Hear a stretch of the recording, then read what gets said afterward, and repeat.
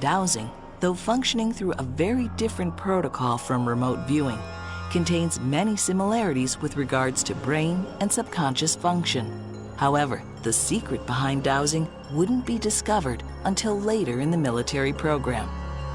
And while it may sound like remote viewing or dowsing was taken right out of a science fiction movie, the CIA and military intelligence couldn't ignore the shocking results.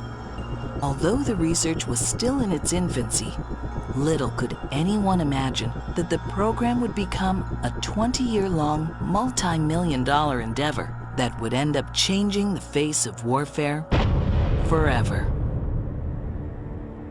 Well, we were doing remote viewing in general for the U.S. military, specifically for Army INSCOM, Intelligence and Security Command.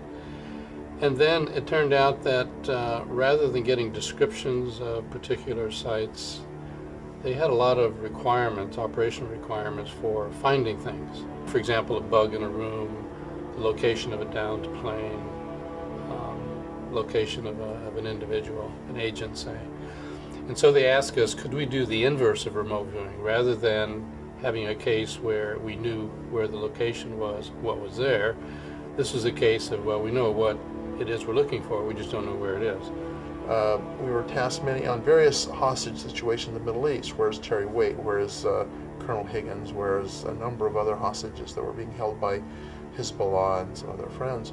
And we could actually describe the setting that these people were in, but when it came to actually putting our finger on a map and saying they're here, we were not able to do that. And so we started looking into ways of doing this, and one of those things we hit on was dowsing. I found out later that we were in a way reinventing the wheel, because in the early days of the remote viewing program, they had experimented with dowsing as well, tried some things out. But in transition from one set of personnel to another, some of that institutional knowledge had gotten lost, and so here we were trying to rediscover that. And another book was published called The Divining Hand by Christopher Bird.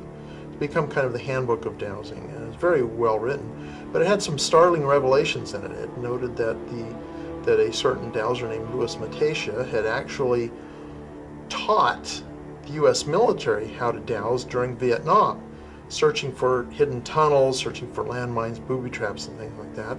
And that in fact, there was even a newspaper article published that reported on the Marines actually using this skill in Vietnam to some success.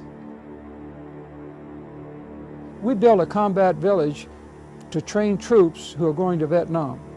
They taught the Marines in Camp Pendleton. I taught the ones at Camp Lejeune, they went over there. I taught the Marines at Quantico. I'll tell you what they found that I never even knew, which I thought was very significant. They found the communication system of the Viet Cong. He said the Viet Cong bury their orders in bamboo tubes and put them under the trail. I said, you're kidding. He said, no. He said, they found them. See, once you tell the Marines the system and they learn it, all they do is turn them loose and they'll find it, whatever you want to find.